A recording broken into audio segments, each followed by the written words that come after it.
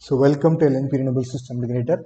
Today we are going to see the second part of the solar PV systems basics.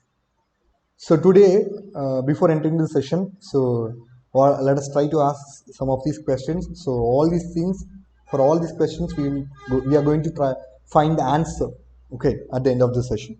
So today we are going to discuss what are the different types of solar cells. Okay, based on the silicon, boron, phosphorus dopings. Okay, how a solar JB looks like and what will be inside this solar junction box. Okay, and what are the main components of a solar panel. Okay, how the solar panels are connected in series and parallel connections. Okay, so as we told earlier, since if you want to know pretty more clear about the dopings, we need to be pretty clear about the different type of varieties. Okay, the N type, P type, heterogeneous type, and the TOPCon solar type. Okay, so as we told earlier, in the N type, negatively charged silicon will be doped with the phosphorus. Okay, see here. So this is a example of this N type. Okay, N type silicon base. Okay, see here it has a aluminum contact, it has a polymer back sheet. Okay, and we have a back electrical contacts. Okay, and we have a p-type layer, and we have a anti-reflecting coating, and we have a toughed glass. Okay, and we also at the front we have the electrical contact, that is the bus bars. Okay, so this is how normal n-type solar cells looks like. See what is the major difference between this p-type solar cells and n-type solar cell. Here for the p-type solar cell, the base will be p-type silicon will be, okay, positively charged silicon will be the base, whereas in case of n-type solar cells, n-type silicon will be the base. Okay, and also in both we have the PN junction. Here also we have the positive negative junction. Here also we have the negative junction, positive negative junction. At the top we will have the, in the P-type solar cell, at the top we will have the N-type layer, whereas in case of the N-type we have the P-type layer. See, very simple understanding is that if you're going for a N-type solar cell, the base will be the N-type silicon. Okay, whereas if you go for a P-type, the base will be the P-type. If in case if you're going for a heterogeneous, see here what is the difference. So it has a n-type silicon base. Okay, but still, okay, between the before this p-type and n-type silicon layers, okay, we have a amorphous layers between these n-type p-type silicon layers. See, there is a amorphous layer, and in case of n-type silicon layer also we have a amorphous layer. Okay, so that is a major difference of this heterogeneous type. Okay, apart from it, in all the types we have the electrical contacts, we have a toughed glasses, and we have the anti-reflective coatings. Okay, and we have a aluminum contact, and we have a polymer back sheets, and also on the back side also we have a back electrical contacts. Okay,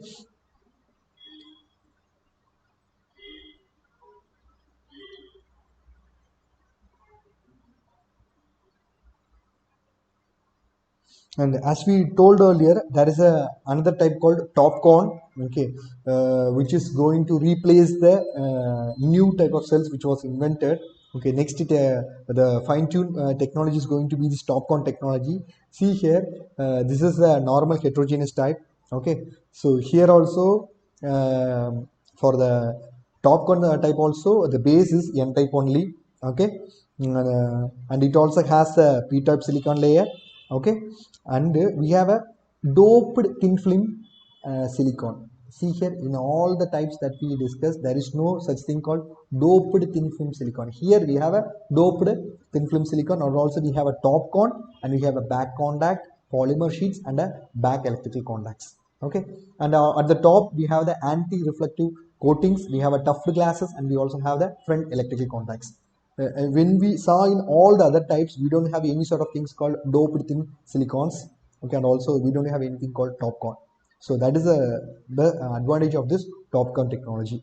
And as we told earlier, why we are going for this TOPCon technology, it has a very great thing in reducing the recombination losses. It boosts up the cells efficiency. That's the best advantage of this TOPCon solar cells technology.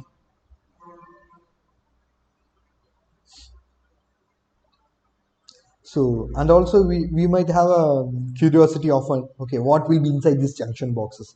So all these solar cells, okay, they are interconnected and they form a solar module, and the entire positive and negative output will be taken out with the help of this junction box. Inside this junction box, we will have the bypass diode and the blocking diode. And what is the use of these bypass diodes? As we told earlier, to protect these our solar cells from the reverse current. That is the best usage of these diodes. And also, why in certain, based on the number of cells increases, maybe the diodes quantity also will increase. Okay. Even in modern panels, we have the advanced diode which is mounted to reduce the heat and increases the lifespan also. Okay, and these are the MC4 connectors, so male connectors, and these are the female connectors. Okay, when these lugs are crimped in the wire, and these lugs will be inside these connectors, and it's easy plug and play function for the solars we can create with the help of these MC4 connectors. Okay, and what are the main components of this solar panels? We have 6 main components in it. One is that first and the foremost thing that we need to prepare a solar panel is that we need solar cells. Okay, and we need to encapsulate them with the help of this EVA film layers, which is a transparent one.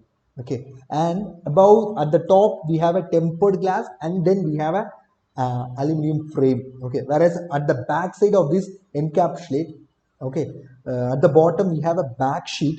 Okay, and also at the last we have this junction box. Okay,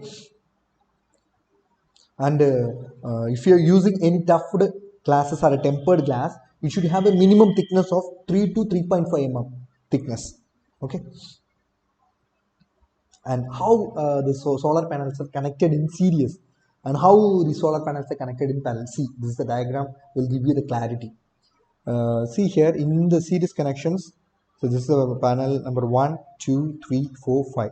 The first panel, okay, negative part is being connected with the positive part, whereas in the from the second panel to third panel, the negative part is being connected with the positive one. So like this, the series connections is being made for a solar panel. So if you do a series connection, okay, the voltage will increase and the current remains the same. Okay, that is a basic property we all should know. And if you do the connection in the parallel, see here all these positive, okay, wires are getting connected together, and finally positive output will be taken, and all the negative cables of different panels are connected together, and we take the negative output. And if you do the parallel connection, what will happen? The voltage will be the same, whereas the current increases. Okay, so based on our locations, okay, based on our requirement, we need to decide what connections that we want to do. Okay, and if you are doing for a string inverters, we need to check the maximum string voltage which is acceptable when we do the series connection. And if you're going for a MBBTs, or if you're going for a battery charging, then you need to be pretty clear about the current ratings of these devices that you are using. Okay, thank you so much. Please subscribe and press the bell icon.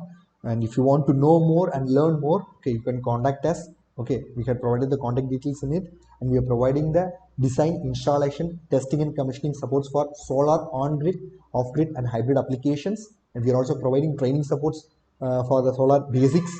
And if you want to know the electrical vehicle basics also, you can contact us. We are providing training supports for all technical institutions. To know the basics, you can contact us. We have provided the contact details.